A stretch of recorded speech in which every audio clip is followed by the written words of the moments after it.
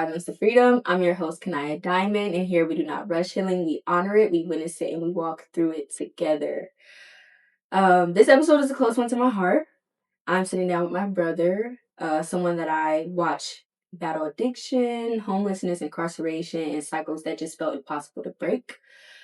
Some scriptures that we will be using for this episode is 2 Corinthians verse 5 and 17. Anyone who belongs to Christ has become a new person. The old life is gone and a new life has begun.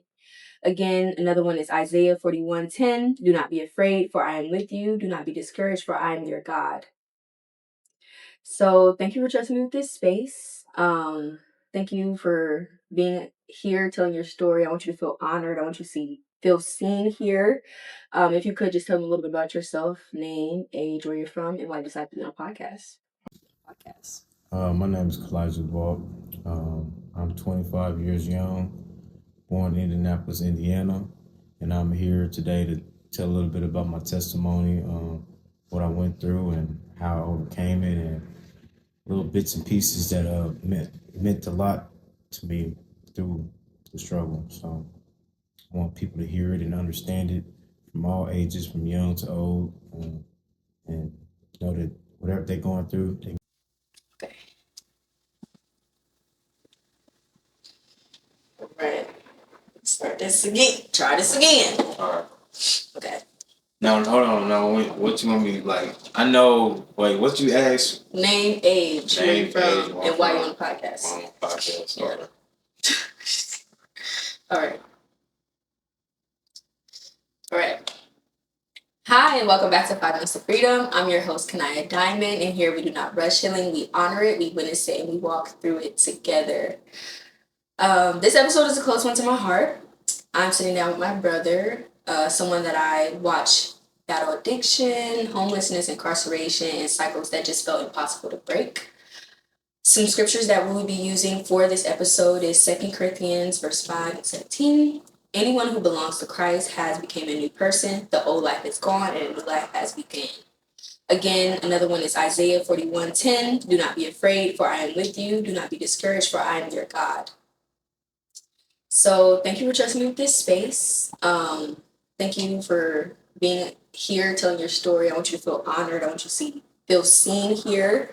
If you could just tell me a little bit about yourself, name, age, where you're from, and why you decided to be on a podcast. My name is Calijah Vaught. I'm 25 years young, born in Indianapolis, Indiana, and I'm here today to tell a little bit about my testimony, what I went through and how I overcame it, and little bits and pieces that meant. Growing up, being the only boy started off as two, you and Ambersy, Then mama got pregnant again. I swore I was gonna have me a brother. A couple months go by, and there's another girl. Yep. So I was just the only boy. Growing up childhood was pretty good. I don't remember it being too bad. I always remember having fun. I always remember and had siblings to go to if I was bored or angry or sad, Childhood was good. When I started the age of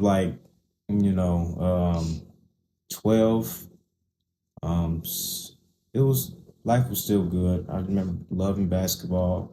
That was my thing, basketball and going outside.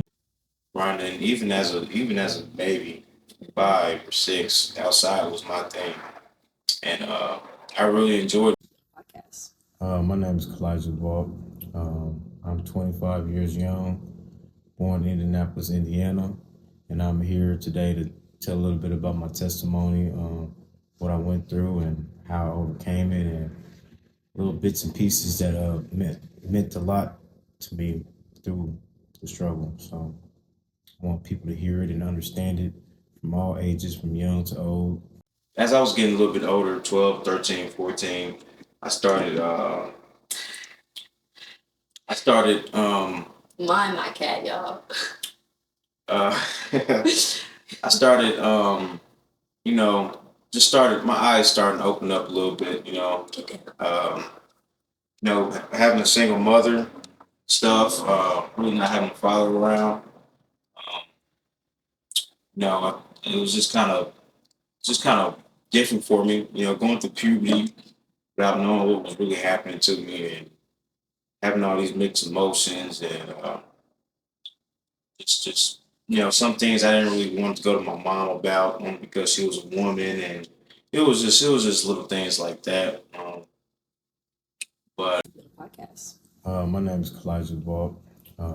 I'm 25 years young, born in Indianapolis, Indiana, and I'm here today to tell a little bit about my testimony, what I went through, and how I overcame it, and little bits and pieces that meant a lot to me through the struggle. So I want people to hear it and understand it from all ages, from young to old, and know that whatever they're going through, they can get through it. Absolutely. You know, growing up, being the only boy, started smoking weed in high school. Thought it was cute.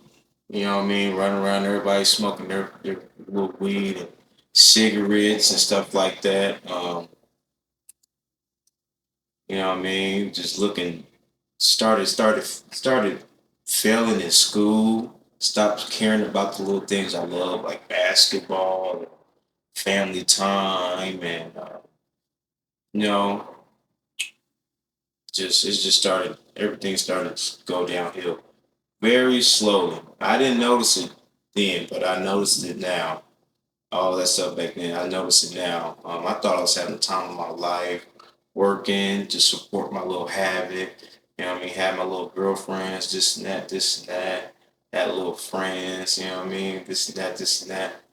And am I going on topic? Yeah, you're good. Yeah, you staying on topic. Yeah. Okay. Um, It's your story. I can't tell it for you. Got it. Yeah. We gonna get into some more questions, but if you want to leave it at that, that's cool. Yeah, I want to leave it at that. Okay.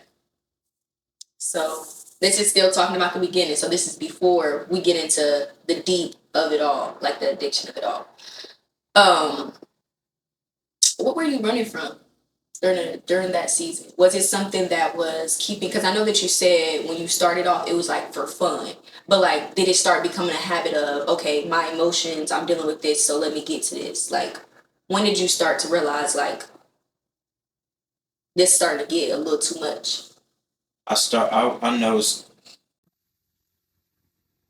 it started getting too much when I didn't say no. You know what I mean? Yeah. I didn't say no to the stuff people was offering me. You know what I mean? That right there is I had crossed over to. I had crossed the line. Right. They're not saying no to this stuff I already know wasn't all that good. You know what I mean? Having the wrong influence, by the way. I was the youngest out of the ones I was hanging around with. Right. And they was offering me stuff that, you know what I mean? I'm looking at them like they're adults, so and I'm a child, so I'm like, okay, they're doing it, so it must be cool. And so that right there, that's when I knew I was crossing the line on stuff, man. Now we're gonna talk about the cycle. So you went through recovery and sinners. We kind of skipped that whole little thing about like how it got deep, but that's what you said. You started to try new stuff, like where you was just like, you want to get, go ahead, come on, hold on, wait, let me. Hey family, before we continue, I want to take a moment to invite those who feel led to share their story here on 5 Months to Freedom. If you're in a season of healing, rebuilding, or returning to God, and you're willing to be open, honest, and reflective, this space may be for you. This podcast is about real journeys, faith, accountability, and healing in real time. You don't have to have it all figured out. You just have to be willing to walk the journey. To submit as a guest, please email tofreedom5months@gmail.com and or DM us on Instagram at 5 Months to Freedom. Please include the things that are on the screen. Every submission is prayerfully considered. If this feels like a nudge from God, do not ignore it. So, just trying different stuff, man, and that just trying substances. I really don't want to say any names, but basically all of them. You know what I mean? Falling in love with all of them. You know what I mean? And it manipulated my mind. I allowed these substances to manipulate my mind, my behaviors, and the way I respond to things. I was very emotionally cut off towards my family, towards myself. I didn't it it allowed me not to be myself and become this other person that was not me. Um, I was aggressive. I didn't care. All I wanted was the next one, the next high, um, and it just progressed. It went from just taking pills to being a everyday IV user, um, and just so just trying different stuff, man, and that just trying substances. I really don't want to say any names, but basically all of them. You know what I mean? Fall in love with all of them. You know what I mean? And it manipulated my mind. I allowed these substances to manipulate my mind, my behaviors, and the way I respond to things. I was very emotionally cut off towards my family, towards myself. I didn't it allowed me not to be myself and become this other person that was not me. Um, I was aggressive. I didn't care. All I wanted was the next one, the next high, um, and it just progressed. It went from just taking pills to being a everyday IV user, um, and just my teeth started. I just started disappearing. Skin was not healthy. Body was not healthy. Teeth was not healthy. Was times, man, where I was just outside, just homeless and high, and mind you, I also had a good paying job. That's one thing about me, though. Through all this, and as a teenager, always kept a job. Yes. Always kept it. It was probably different jobs, but it was always good paying jobs with good opportunities. And I had a really good paying job during this time. I was a big IV user. And it was just all my money was just going to substances. It was going towards hotels. It was going towards things I didn't need, and towards people I didn't care for, just so I can get my next one. You know what I mean by that? So, and that right there was a pure example where I crossed 20 borderlines of what Calijah would really want. Like I was doing things like that that wasn't fair to myself or to my family to see me go through. You know what I mean? But through it all, the number one thing though I won't forget, through it all, God was on my side through it all, literally. Yes. We're gonna get it. We're gonna get real deep into that because I also seen that as well. Like when we went to that church and how they was just like, man, Calijah's just we just love him and like yeah, but we gonna get into that. So just trying different stuff, man, and that just trying substances. I really don't want to say any names, but basically all of them. You know what I mean? So just trying different stuff, man, and that just trying substances. I really don't want to say any names, but basically all of them. You know what I mean? Fall in love with all of them. You know what I mean? And it manipulated my mind. I allowed these substances to manipulate my mind, my behaviors, and the way I respond to things. I was very emotionally cut off towards my family, towards myself. I didn't. It allowed me not to be myself and become this other person that was not me. Um, I was aggressive. I didn't care. All I wanted was the next one, the next high. And I'm 25, so just starting at the age of 16, 17, that's all I knew was these highs, being this high, being being out of my mind for this long. So that was fun to me. That was delight for me. Besides all the downfalls it came with, that was keeping me happy. You know what I mean? Sad to say that what manipulated me to think that was my happiness and my peace and my joy. Mm-hmm. So those was when I seen those times when I was going through rehabs. Those was really stepping stools to show me, hey man, there's another way to life.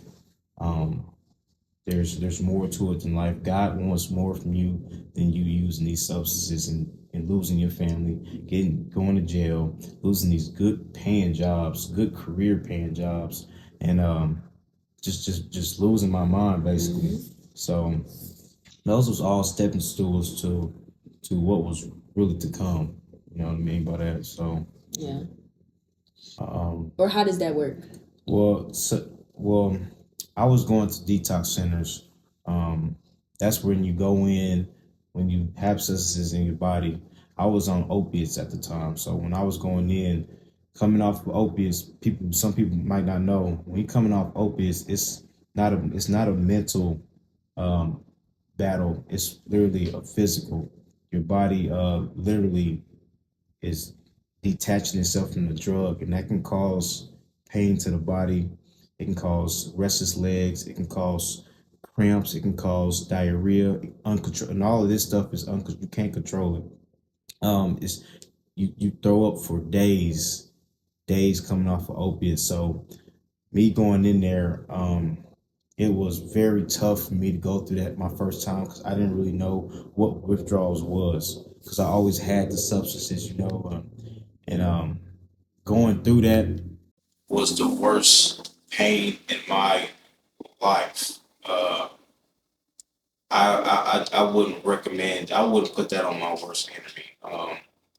Because I was young. I didn't know anything about withdrawals until I tried to go to detox and get it out of my system. And that whole time was there, I was going through pain, 7 days of pain so bad that I left one time just to go get a fix, which is really sad. That stuff is the devil in the substance form. It was really tough for my first couple times getting off that stuff.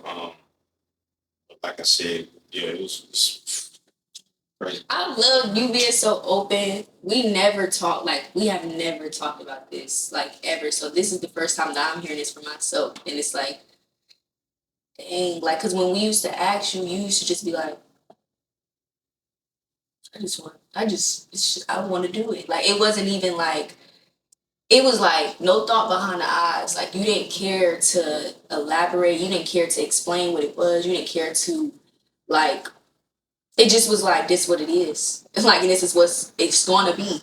And you're going to accept it or not. Like, that's what it was. So I appreciate you being very truthful about that.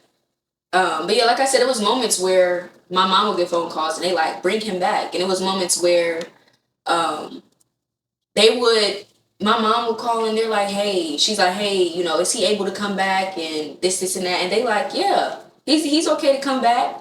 I don't know if y'all know, but a lot of sinners that people tell, like when I hear people testimony, a lot of sinners, they be like, when you go back, when you relapse, they like, no, like you can't come back in here. And like, they're literally reaching out to my mom. My mom's calling them and they're like, he's welcome to come back.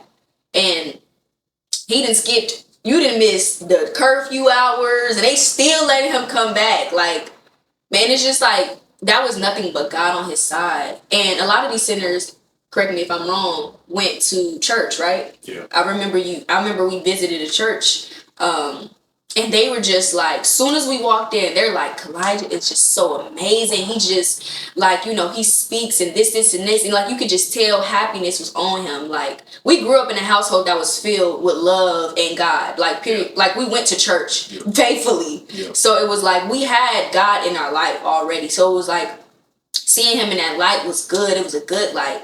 And the way that they was talking about him, and like the church was very welcoming, like they was very warming and open to us, and seeing him in that light was so good. And like, you can tell that the people around him really supported him and like really was like rooted for his future and stuff like that. So it was good to see that. Can you explain a little bit about how that was within the church and stuff? Hey family, I wanted to take a break and also I want to open the door for anyone who has a business, brand, ministry, or product they like to promote here on 5 Months to Freedom. If what you're building aligns with faith, healing, growth, and purpose, I love to support you and share your work with this community. To submit a promotion, email your details to freedom5months@gmail.com or DM us on Instagram, 5 Months to Freedom. This podcast is all about supporting one another, walking in purpose, and building together. You don't have to do it alone. I can't wait to see what you're creating. It was really an eye opener, and it was mainly for me. Those people seen the light in myself before I seen the light in myself. You know what I mean? Even when I was in those relapse stages, they just kept reaching a hand out because they seen the potential in me before I seen it in myself. You know what I mean? Like I was young. You know what I mean? Going through all this, confused, numbed up. You know what I mean? Bleary. You know what I mean? So everyone seen it in me. I just didn't believe it yet. You know what I mean? I didn't want to believe it. But like I said, those people from all those rehabs and churches I went through, those were really step stools for who I am now. And I wouldn't even say a step stool. I don't believe there's no coincidences in God's world. You know what I mean? All that stuff that happened in the past happened for a reason. All those people's keeping me in touch and concerned about my safety and health was all there for a reason.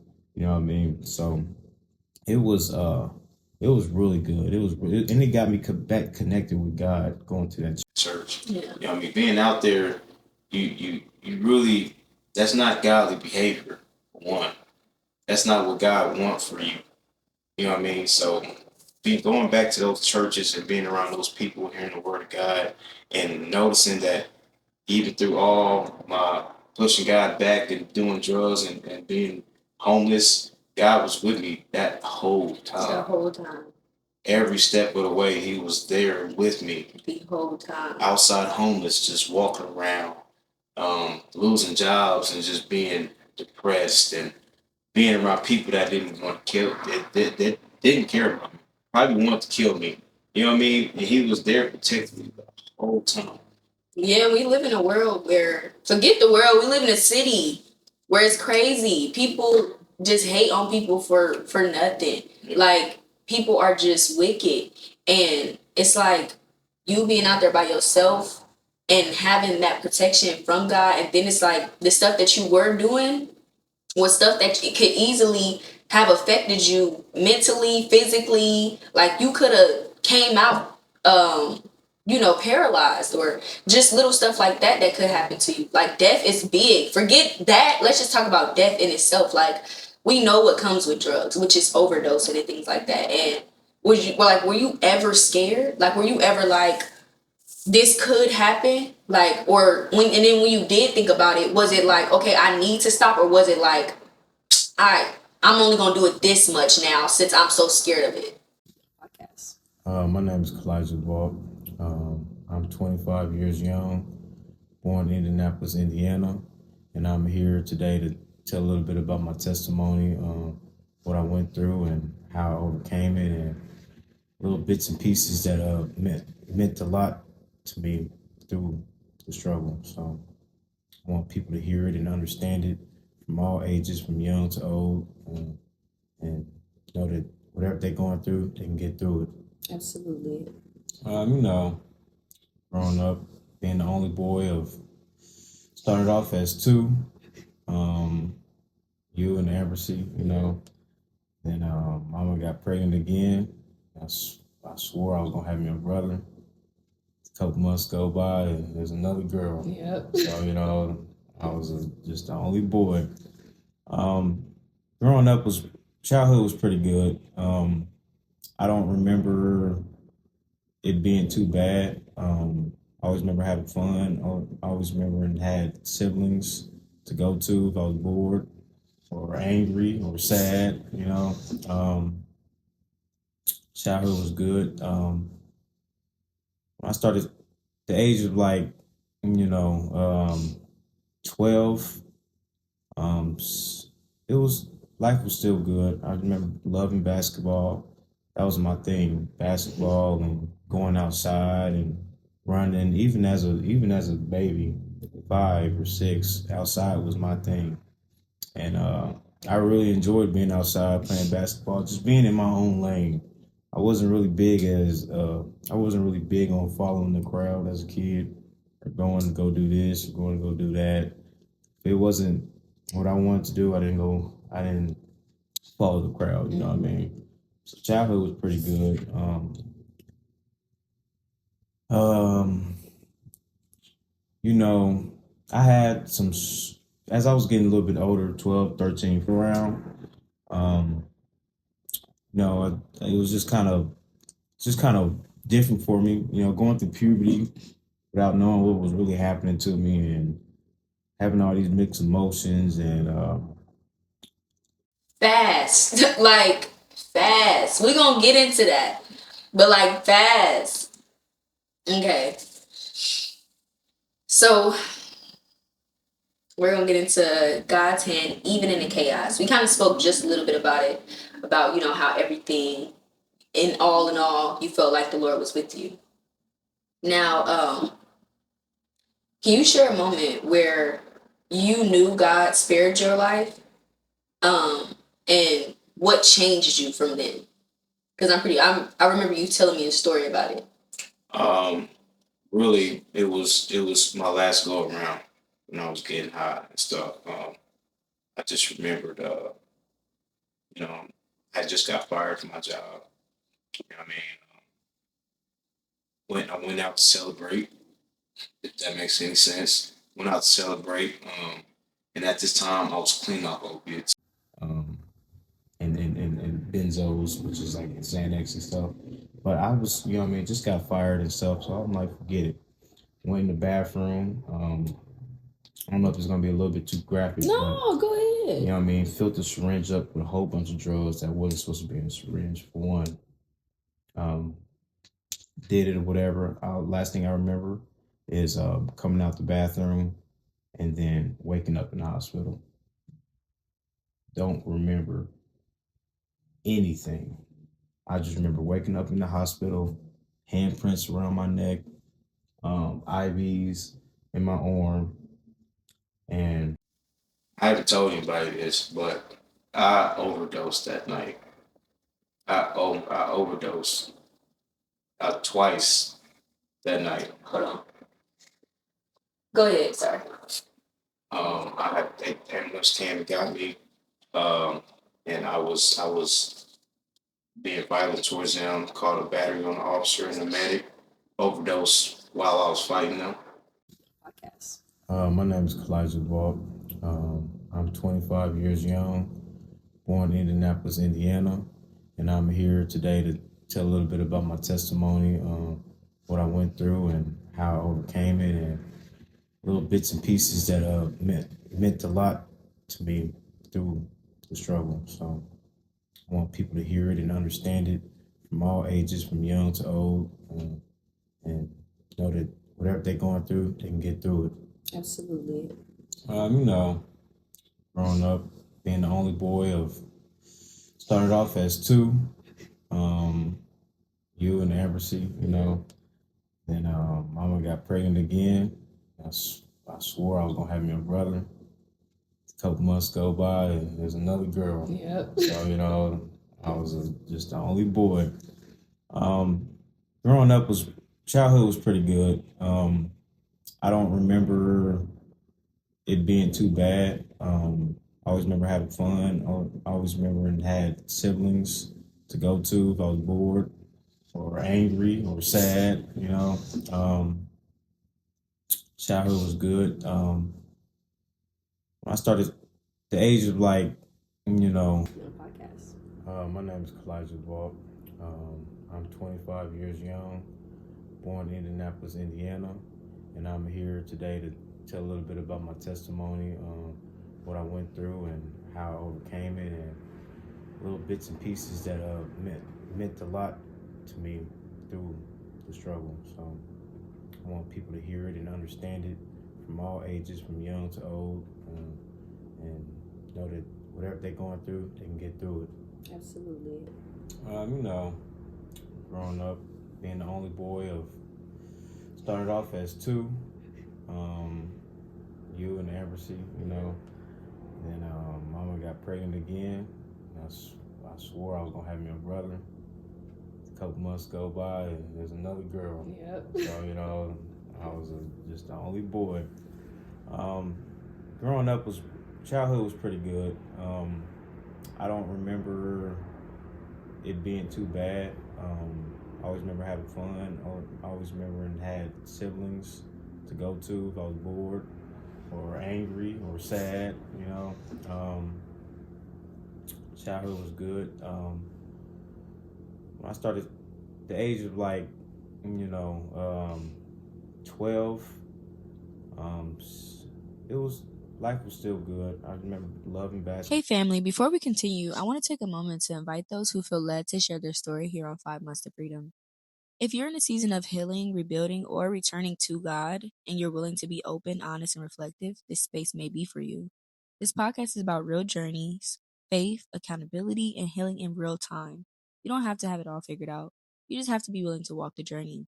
To submit as a guest, please email to freedom5months@gmail.com and or DM us on Instagram at 5 months to freedom. Please include the things that are on the screen. Every submission is prayerfully considered. If this feels like a nudge from God, do not ignore it.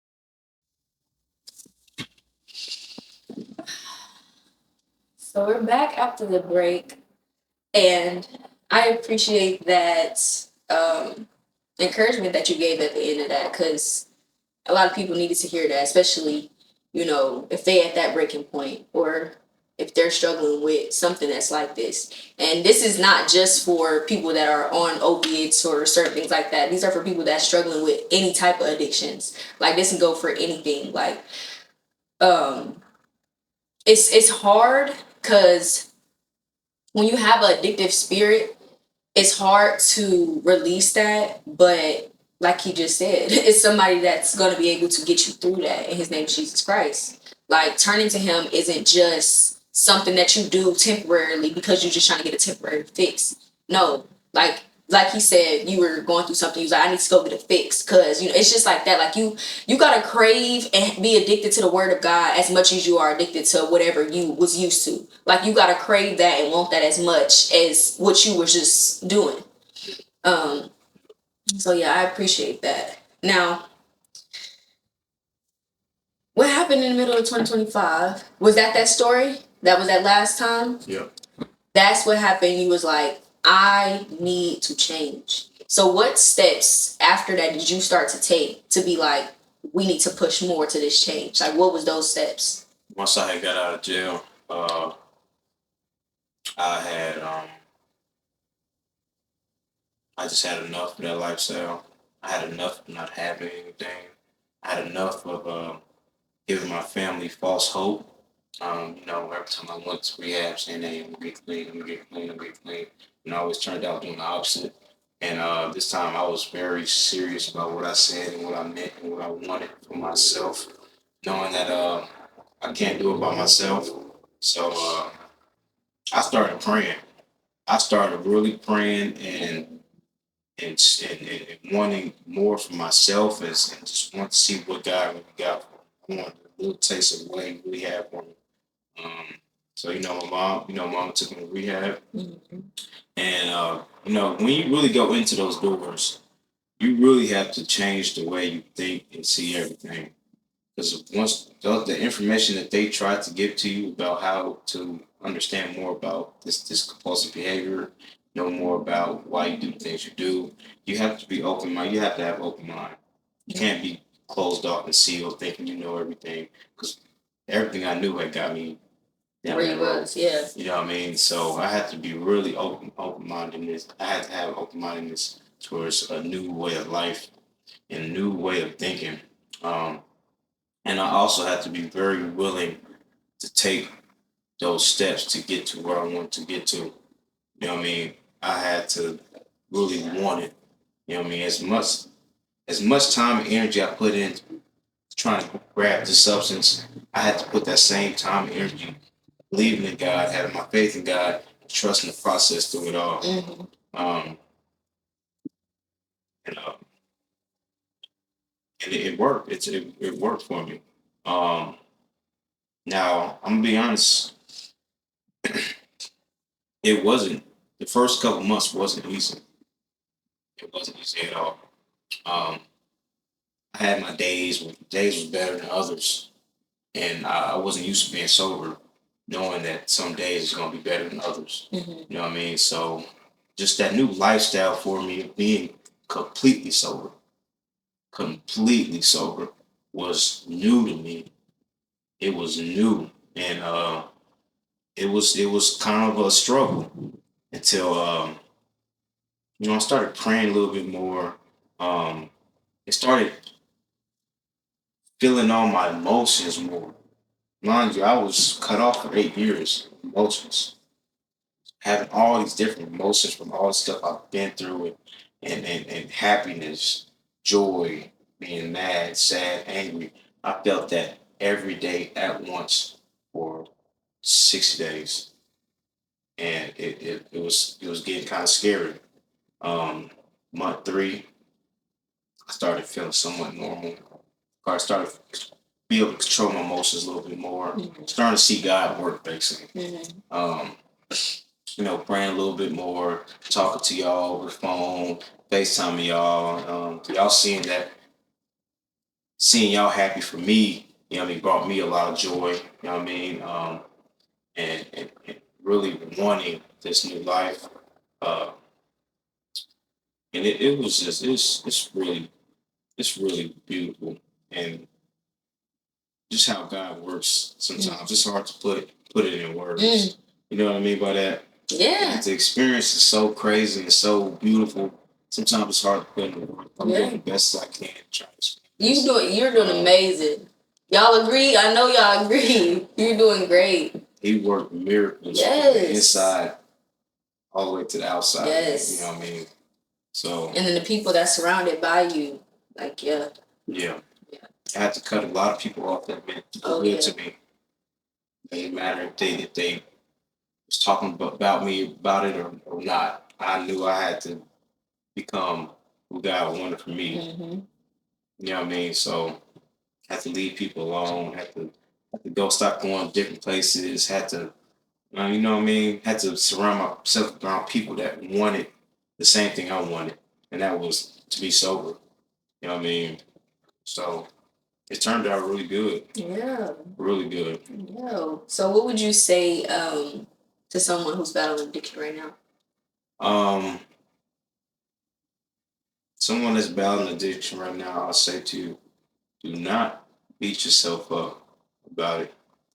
And if do not beat yourself up about it. And if you want the help is out there.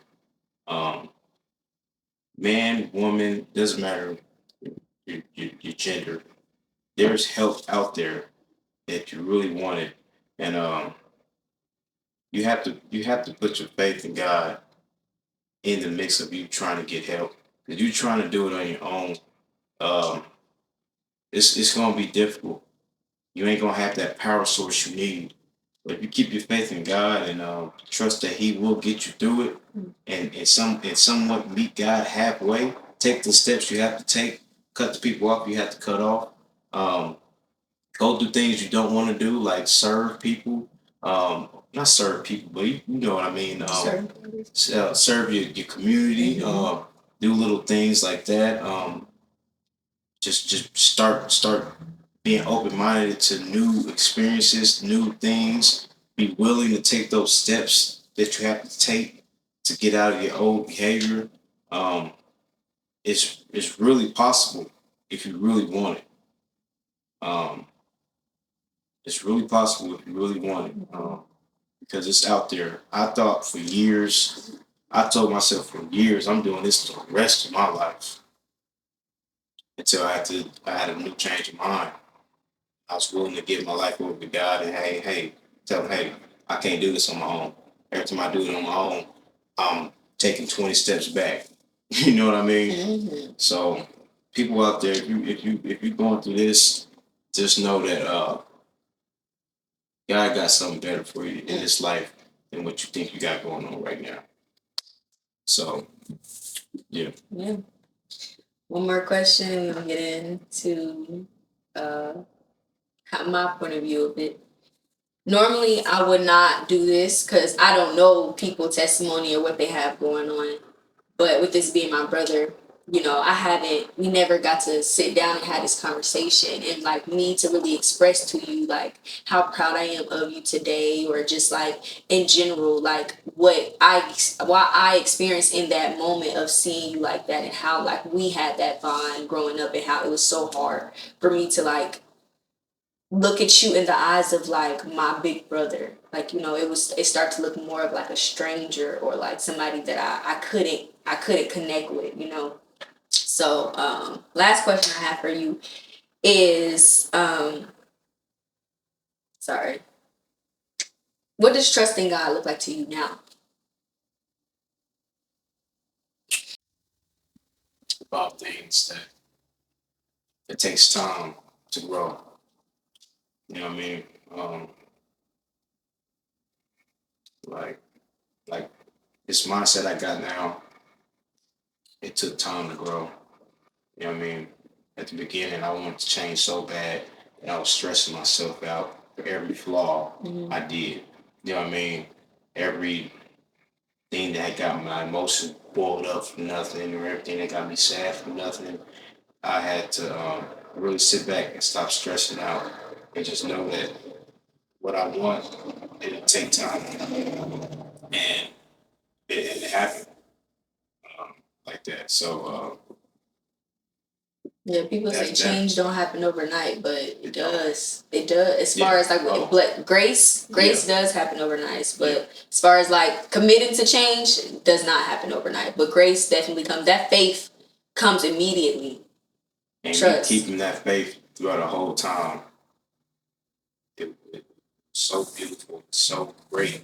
And sometimes I wake up every day and I'm like, dang, I really got the Lord really helped me get myself out of that. You know what I mean? Sometimes I wake up, it's really crazy sometimes. You gotta like.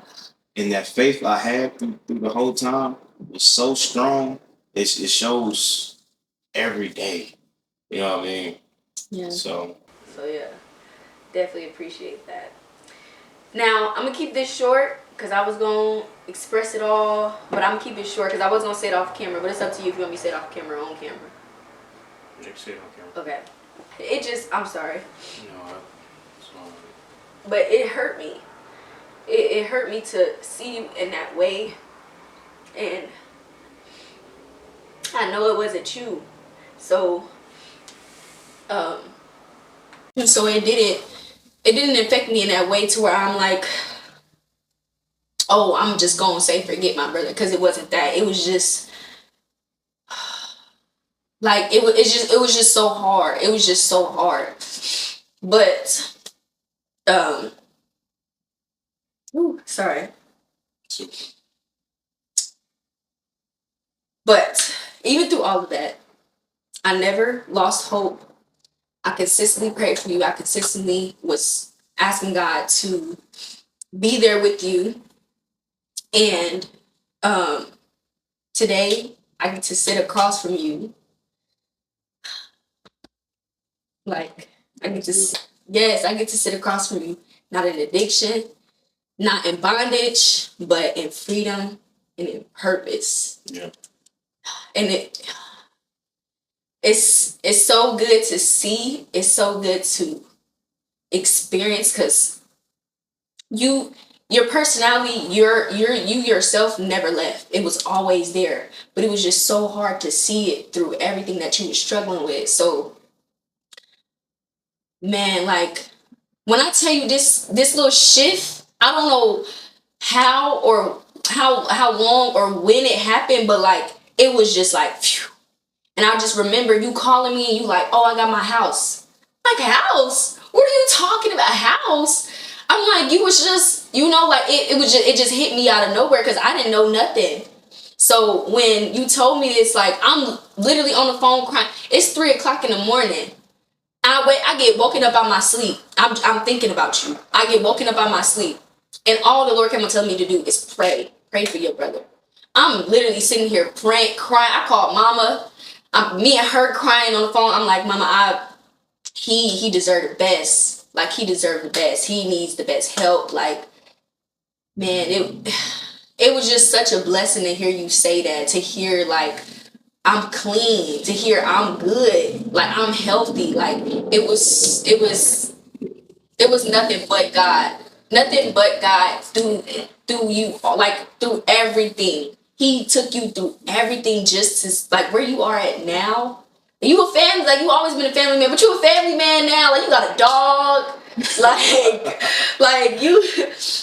He always been big on animals, but, like, you just, like, really just did a whole, and it was quick. It was just, to me, it was quick, because just like a few months ago, literally, like, just like a few months ago, we was literally just like, well, you know, it is what it is. Like, I don't know what's going to happen. Like, we was literally just sitting up in the living room talking about what we gonna do. And it was moments when we was even all together as a family, and it felt wrong for you not to be there. Like, we should go get Calijah. But it was hard because it's just like, we don't know how you gonna act and stuff. Like, you were still loving, you were still caring, you were still considerate of our feelings, but it was just like, it was moments where we didn't know if you could have, like, this on and off switch. But, man, look at you. Like, I'm so proud of you. So proud of you. And I know the Lord has so much in store for you. I know your purpose, like, your story don't end here. You got a legacy to fill. You got so many shoes to fill. Like, you are the man of our family. Like, you are. So it's like, you got so many people that look up to you. You got so many loving women, and just even people that's out there, like, that you know, that you used to know, they still be reaching out to me like, how's Calijah, this and that. I don't be saying nothing, because my thing is, if he ain't talking to y'all, like, you know. So it's just like, but it's just amazing to see that you done picked yourself up, and the Lord has been there with you every single step of the way. Like, this is not just like a story that was like, this happened, this is written, we done. This is a testimony to where it's like, this is real life. Like, this is my real life. Yeah. Like, it's crazy. That's good, man. Yeah. Sometimes when I just sitting back thinking, like, he really brought me through all this. Like, it's a lot I didn't get to say. Yeah. But me knowing all this, and waking up to my girlfriend and my dog every day, it's like, I could never imagine this. You know what I mean? I really went through chaos and back. You know what I mean? Went to hell and back. Literally. 1,000 times.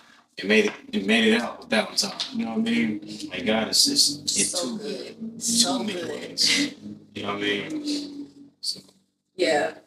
and yeah, thank you for having me. Yes. Yes, I'm glad that you came. Like, I am so glad. Like, I expect they want to see you more. I know they do. Like, when I posted the thing, man, all this, like, everybody was sharing it. Everybody happy, said, texting me, DM me. I'm like, yeah, this gonna be a good one. I can't wait till you tell your testimony. I can't wait to this. And it was like, when it happened, it was like, yeah, this is good. This is good. We gotta see you back. We gotta see you back. It feels good to talk about it too. Yeah. Sometimes it's like I said, it's crazy to think about, but just talking about it sometimes, get it off my chest, and just know I'm doing way better. It just feels good to talk about it. You know what I mean? And you're not doing it by yourself. You're not doing it by myself anymore. Yeah. So. Yeah.